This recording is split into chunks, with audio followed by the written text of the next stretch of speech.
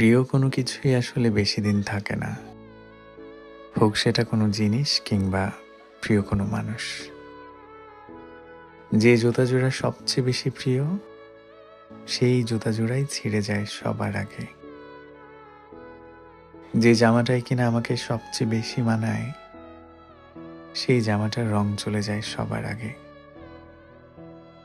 যে বালা জোড়া পরলে কিংবা প্রিয় গয়না জোড়া পরলে তোমার হাত, কান, গলা ফুটে ওঠে, অবাক করা ভাবে সেই প্রিয় গয়না বা বালাজোড়ার কোনো না কোনো সমস্যা হবে।